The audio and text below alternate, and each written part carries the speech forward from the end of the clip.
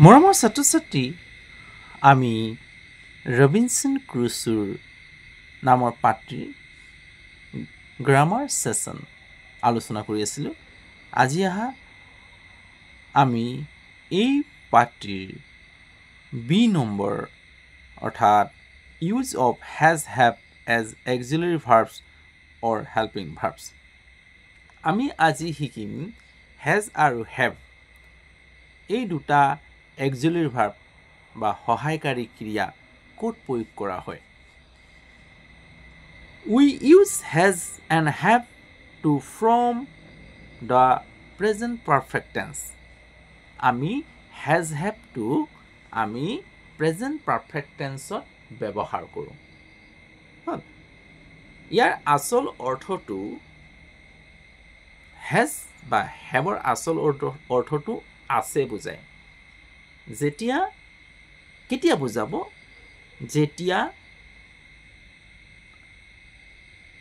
এই হেভ হেজৰ পাছত নাউন থাকিব তেতিয়া আছে বুজাব নহলে ই প্ৰেজেন্ট পাৰফেক্ট টেন্সৰ কামটো হৈ যোৱা বুজায় অৰ্থাৎ হৈ যোৱা। So I have a pen. Pen noun মানে নাম বুজাইছে গতিকে যেতিয়া নাম বুজাব তেতিয়া ই ইয়াৰ অৰ্থটো আছে। হল মোৰ এটা কলম আছে হ'ব। She has a toy. তাইৰ এটা পুতুলা আছে। টয়টো কি হয় নাউন নাম। অন্যথা ই হেল্পিং ভাৰ্ব হিচাপে ব্যৱহাৰ হয় প্ৰেজেন্ট পাৰফেক্ট টেন্সত। আমি টেন্স তিনিটা পাইছিলোঁ আৰু ইয়াৰ একশ্যন ভাৰ্বৰ স্থিতি বা একশ্যন ভাৰ্বে কোন সময়ত কাম কৰিছে সেই সময়টোক দেখুৱাবৰ বাবে আমি প্ৰত্যেকটো টেন্সৰে 4টাকৈ ভাগ কৰিছিলোঁ আৰু সেই হিচাপত টেন্সৰ ৰূপ 12টা হৈছিল আৰু 12টা ভিতৰত কোনো টেন্সেই শুদ্ধতাটো নেদেখুৱাই এই প্ৰেজেন্ট পাৰফেক্ট টেন্সৰ বাহিৰে। প্ৰেজেন্ট পাৰফেক্ট টেন্স এনেকুৱা এটা টেন্স যিয়ে কামটো সম্পূৰ্ণ হোৱা বুজায় আৰু বাদবাকী কোনো টেন্সে কামটো সম্পূৰ্ণ হোৱা নুবুজায় অৰ্থাৎ কামৰ শুদ্ধতাটো নেদেখুৱায়। প্ৰেজেন্ট পাৰফেক্টে সদায় কামৰ শুদ্ধতাটো দেখুৱায় অৰ্থাৎ কামটো হৈ গ'ল তেতিয়াই আমি প্ৰেজেন্ট পাৰফেক্ট টেন্সত ক'ব পাৰিম। এতিয়া প্ৰেজেন্ট পাৰফেক্ট টেন্স মানে শুদ্ধ বৰ্তমান কাল। ই কি হ'ল কামৰ শুদ্ধতাটো দেখুৱায়।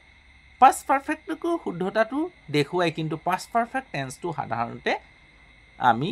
অকলে প্ৰয়োগ কৰিব নোৱাৰোঁ কাৰণ এই টেন্সটো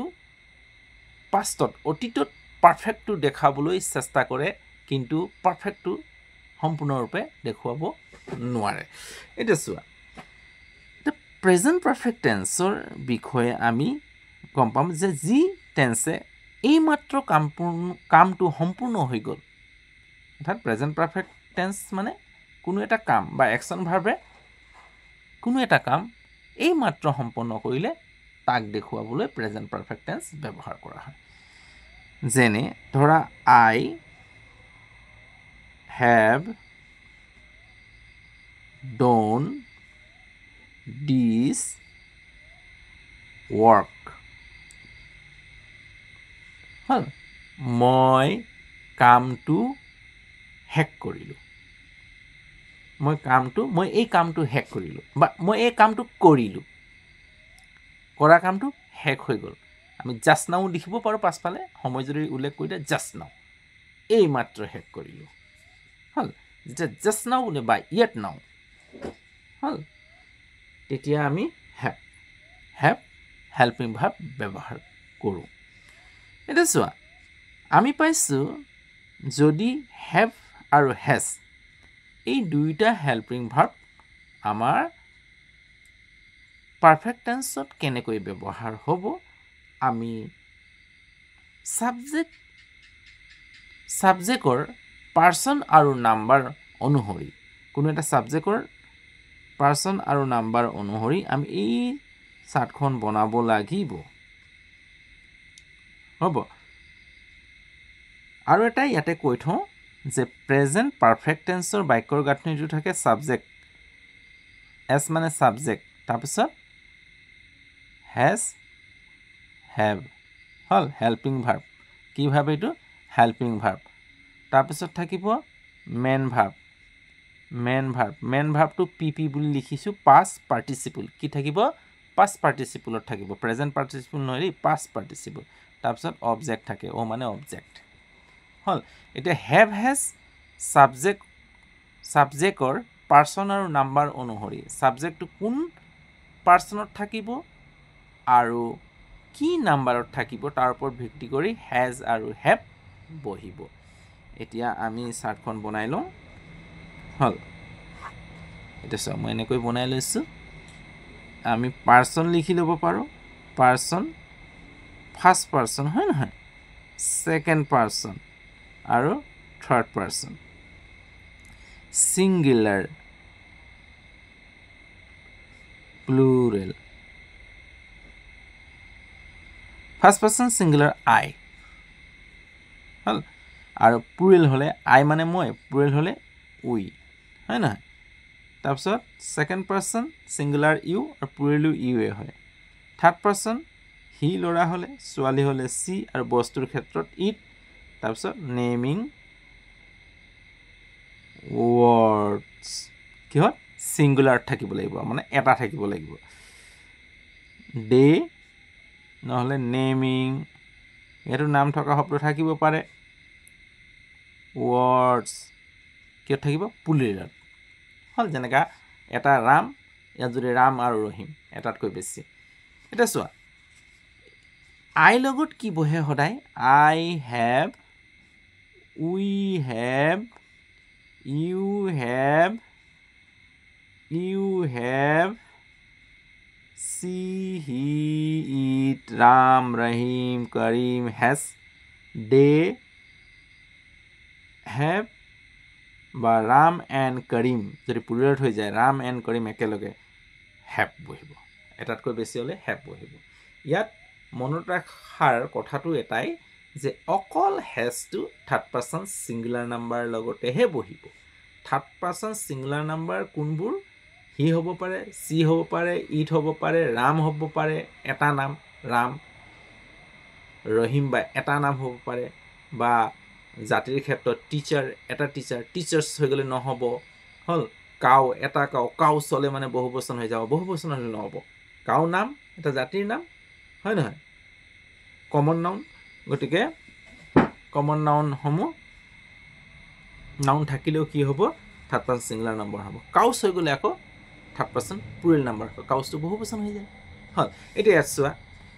ইয়াত চোৱা ইয়াত প্ৰেজেন্ট পাৰফেক্ট টেন্স হয় I have written a letter just now মই এই মাত্ৰ চিঠি এখন লিখিলো হল মই লিখিলো লেখা কামটো হৈ গল এটা হ্যাভ টু আই কাৰণে আই লগত হ্যাভ বহিছে নে ৰিটেন পাষ্ট পাৰ্টিসিপলত বহিছে এটো ৰাইট ৰোট ৰিটেন হল এ লেটাৰ জাস্ট নাও এই মাত্ৰ মই এখন চিঠি লিখিলো we have already won the matches we have we লগত কি আছে first person plural number we লগত হ্যাভ বহে অলৰেডি ওন দা মেটস আমি আগতীয়াকৈ কি কৰিলো খেলখন জিকিলোৱে আমি খেলখন জিকিলোৱে হল আমি খেলখন জিকিলোৱে আমি আগতীয়াকৈ খেলখন জিকিলোৱে মানে আমি খেলখন জিকিলোৱে he has just posted the letter he has so his third person singular number has বহিছে just posted the letter এই মাত্ৰ তেওঁ চিঠিখন পোষ্ট কৰি দিলে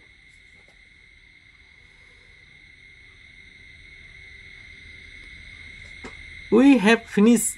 your homework just now you have তুমি ইউ লগত সদায় কি বহিব have বহিব you third person second person singular number ইয়াত চোৱা ইয়ৰ হোমৱৰ্ক এজনৰ কথা কৈছে তোমাৰ হোমৱৰ্কৰ কথা কৈছে দেয়াৰ বুলি কোৱা নাই দেয়াৰ হ'লে সিহঁতৰ হৈ গ'লে ইউ হেভ ফিনিছ তুমি শেষ কৰিলা তোমাৰ গৃহ কামবোৰ এইমাত্ৰ তোমাৰ গৃহ কামবোৰ তুমি শেষ কৰিলা Ranit has already eaten the আপেলছ Ranit এটা নাম তাৰ লগত হেজ বহিছে নে ইটেন পাষ্ট পাৰ্টিচিপল ৰণিতে আপেলটো খালেই হ'ল ৰণিতে আপেলবোৰ খালেই এই প্ৰশ্নটো বাক্যটোৱে এই অৰ্থটো প্ৰকাশ কৰিছে in the above sentences the verbs has and have R cold auxiliary verbs in the above sentences সেই ওপৰৰ বাক্যসমূহৰ হেজ আৰু হেভটো কোৱা হয় অক্সিলিয়াৰী ভাৰ্ব অৰ্থাৎ সহায়কাৰী ক্ৰিয়া হ'ল সহায়কাৰী ক্ৰিয়া they are helping the main verbs right win post finish and it from the structure of the present perfect tense হল ইহঁতে কি কৰে হেজ হেভে মেইন ভাৰ্বক সহায় কৰে হল মেইন ভাৰ্বক কি কৰিছে সহায় কৰে বা সহায় কৰিছে যেনে right win post finish it এই আৰ কি হৈছে সহায় কৰিছে এই ষ্ট্ৰাকচাৰটো হৈছে প্ৰেজেন্ট পাৰফেক্ট টেন্সৰ এটা ষ্ট্ৰাকচাৰ হল এই ধৰণৰ প্ৰেজেন্ট পাৰফেক্ট টেন্সৰ ব্যৱহাৰ কৰা হয় হেজ হেভটো হ'ব আমি হেজ হেভৰ বিষয়ে শিকিলোঁ আমি এতিয়া এক্টিভিটি 3টো কৰোঁ এক্টিভিটি 3টো তোমালোকে এতিয়া আমি এক্টিভিটি 3ৰ বিষয়ে অলপ আলোচনা কৰি যাম বলা নেক্সট ভিডিঅ'টা আমি আলোচনা কৰিম যদি ভিডিঅ'টো এতিয়া চাই আছা যদি বুজিব কিছু পাৰিছা তেতিয়াহ'লে লাইক এটা কৰিবা আৰু যিমান পাৰা বন্ধুবৰ্গলৈ শ্বেয়াৰ কৰিবলৈ নাপাহৰিবা লগতে কৈ থওঁ যদি চেনেলটো নতুন তেতিয়াহ'লে চেনেলটো ছাবস্ক্ৰাইব কৰি লোৱা বেল আইকনটো টিপি দিয়া তেতিয়াহে সময়মতে মোৰ ভিডিঅ'সমূহ পাই থাকিবা যদি কিবা ক'বলগীয়া থাকে কমেণ্টত জনাবা আজিলৈ হ'ব ইয়াৰ নেক্সট ভিডিঅ'ত এক্টিভিটি 3টো আলোচনা কৰিম তোমালোকে ভিডিঅ'সমূহ চিৰিয়েলি চাই থাকিবা তাকে আশা কৰিছোঁ আজিলৈ হ'ব এটা ৰাখিলোঁ দেই বাই